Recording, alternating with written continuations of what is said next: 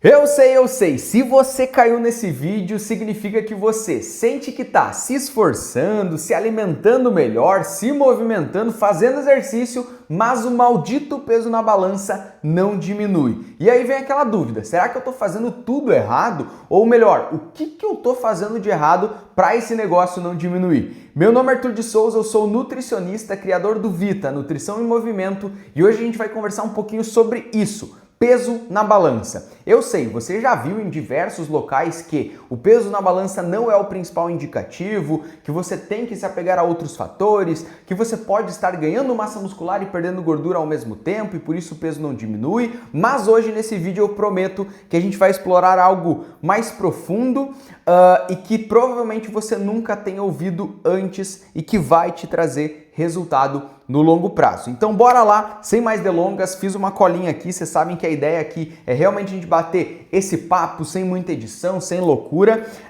e basicamente o que você tem que saber desde o início?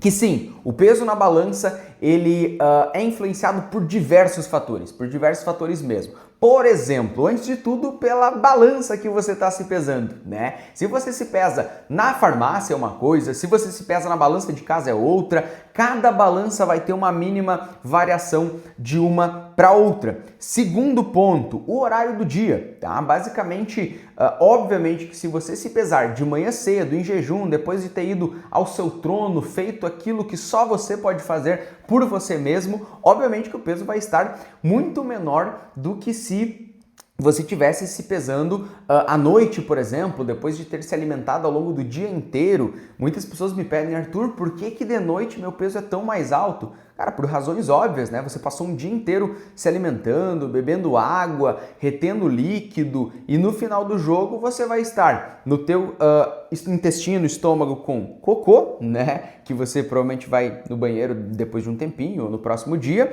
Você vai estar com mais retenção de líquido no seu corpo. Durante o sono a gente desidrata, então é normal que você perca peso ao longo da noite, por isso de manhã você tem um peso mais leve e você vai ter comida ainda no seu estômago que ainda está sendo digerida. Então é natural que ao final do dia você esteja ali com talvez até 2 quilos a mais do que de manhã. Então balança pode variar, horário do dia pode variar. Se você acabou de fazer uma refeição ou não, também pode variar. E agora, se aprofundando um pouquinho mais no âmbito da nutrição, o que pode variar também essa questão do seu peso na balança? A composição da tua dieta. Então, se a tua dieta é uma dieta mais rica em carboidratos, carboidrato hidrata. Então você vai ter mais água dentro do seu músculo, vai ter mais retenção de líquido no seu corpo, tanto retenção de líquido dentro do músculo quanto fora do músculo. Então, se você está comendo mais carboidrato, menos carboidrato, seu peso na balança vai mudar também. Mulheres, ciclo menstrual, cara, super normal, um quilo, 1,5 kg a mais no período ali menstrual, né? Então, você se pesar nesse período pode ter essa diferença. Por exemplo, você perdeu 1 kg de gordura, mas quando você se pesou no período menstrual. Então você estava com 1,5 kg a mais. Então, teoricamente, você teria piorado, mas não. Você perdeu 1 kg, ganhou 1,5 kg no período menstrual, a balança acusa o mesmo valor, né? Então, tudo isso tem relação com o teu peso e é por isso que tu não pode se apegar 100% nessa métrica, né? Mas eu sei, esse ponto você provavelmente já ouviu, né? Outra coisa que você já ouviu também é a questão de que você pode estar perdendo gordura, mas ganhando músculo e no fim do jogo teu peso não muda. Isso ocorre, Arthur? Sim, isso ocorre, né? Dependendo do caso, ocorre em maior magnitude e dependendo do caso, em menor. Por exemplo, um indivíduo que já faz academia há algum tempo, ele não vai ter um ganho de massa tão expressivo que num emagrecimento isso vai eliminar a perda de peso na balança. Agora, se você está começando na musculação, nunca fez dieta anteriormente, é realmente um iniciante, cara, é super possível você conseguir os dois ao mesmo tempo e essa balança acabar não mudando, né? Então, o que eu sempre comento? O que você tem que se apegar? a nível de evolução. É interessante o peso? Sim. No longo prazo, em um processo de emagrecimento, a gente quer que o peso diminua. Se teu peso ele não está mudando nada e você não está se vendo diferente, principalmente, cara, provavelmente é que tem algum erro, sim, na sua alimentação, no seu exercício. Só que ninguém sai com o peso tatuado na testa. Por exemplo, eu agora estou com 81 quilos, tá? Eu tenho 1,78 mais ou menos. Eu nunca tinha passado dos 77 quilos, mesmo em processos de ganho de massa. E agora eu estou no meu peso máximo. E assim, se eu saio na rua, ninguém chuta o meu peso corretamente. Ou, por exemplo, se eu falo que eu ganhei 10 quilos do ano passado, o pessoal não vai saber, né? Então ninguém sai com o peso aqui, com o percentual de gordura aqui tatuado. No que a gente tem que se apegar? No visual. Como você está se enxergando? Quando você olha para o espelho, o que você está vendo? Você está notando na academia, por exemplo, alguns músculos desenhando que anteriormente você não notava? Pô, é um ponto interessante, então, se você está notando.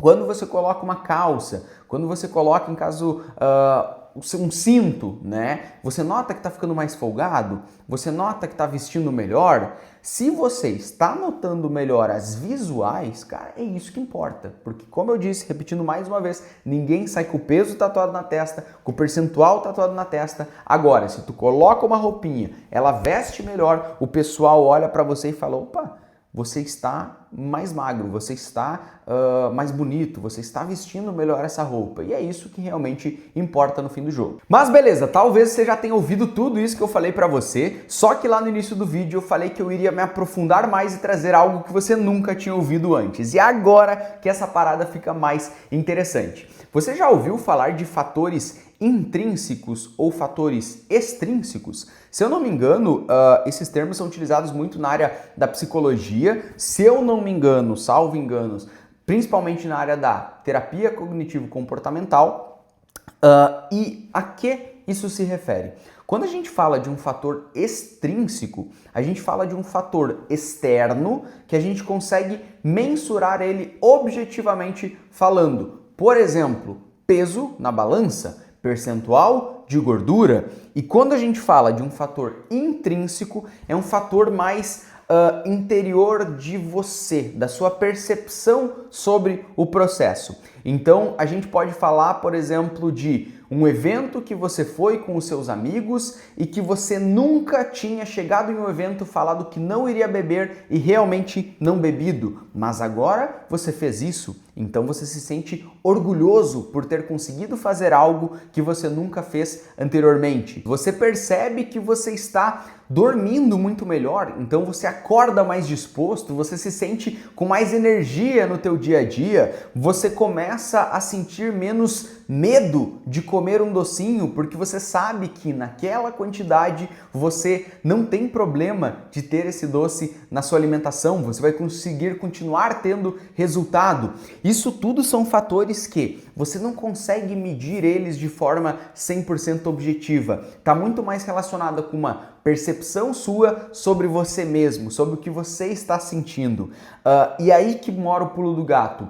A partir do momento que você atrelar a sua felicidade no processo a um fator extrínseco, por exemplo, o peso na balança, e você começa a focar muito nesse peso, eu preciso perder peso, quando você sobe na balança e não vê o peso diminuir, ou talvez em algum momento possa ver até o peso aumentar, você começa a se frustrar. E você começa a querer desistir de um processo que muitas vezes está proveitoso, está sendo um processo de sucesso. Por quê? Porque você está se apegando à variável errada.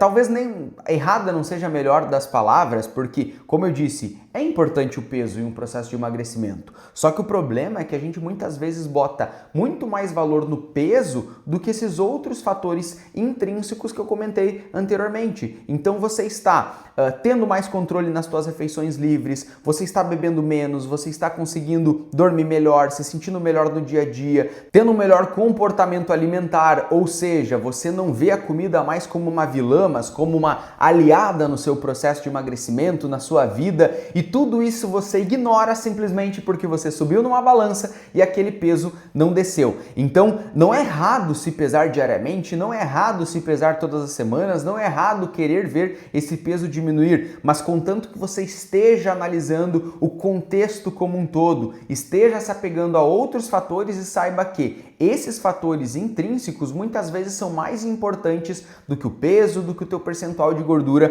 Por exemplo, aqui no nosso acompanhamento, no Vita, a gente foca muito em tentar fazer com que fatores, digamos que mistos, né? Fatores que são muito intrínsecos de você e que muitas vezes você não está avaliando eles, a gente consiga transformar ele num fator extrínseco. Talvez seja meio confuso o que eu estou falando para vocês, mas agora vocês vão entender essa parada. A gente tem aqui um modelo de contato com os nossos pacientes toda semana e que de 15 em 15 dias a gente analisa por notas como que está o sono, como que está a energia, como que está a disposição, como que está o intestino. A gente tenta deixar de uma forma mais objetiva um fator que muitas vezes está totalmente lá dentro, totalmente intrínseco e que você acaba não dando valor a ele por conta disso. Então, se você vê que está evoluindo no sono, no intestino, na hidratação, em vários fatores, mas o peso na balança ainda não diminuiu, tudo certo, ele vai ser uma consequência. Então, a partir do momento que você começa a ver o peso na balança, começa a ver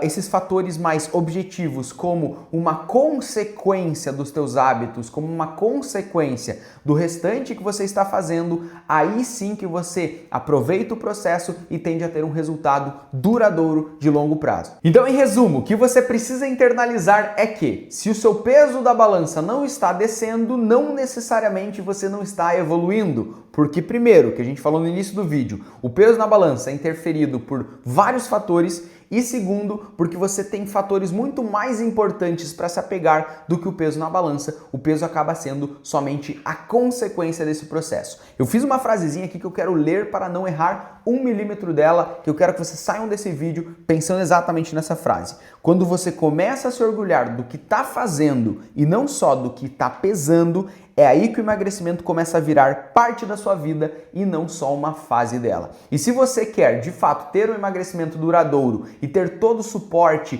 profissional, um suporte próximo que esteja com você do início até o final do teu processo, aqui embaixo está o link do nosso acompanhamento Vita Nutrição em Movimento. Já compartilha esse vídeo com aquela sua amiga, seu amigo que precisa saber disso. Comenta aqui o que você achou desse vídeo e se inscreva no canal caso você ainda não seja inscrito. Eu já fiz vários CTAs aqui, né? Comenta, segue, compartilha, vem pro Vita, mas eu também vou deixar um videozinho aqui, tá? Que basicamente é um vídeo importante também para sua evolução, seja pessoal, seja evolução do seu físico. Tamo junto e até a próxima.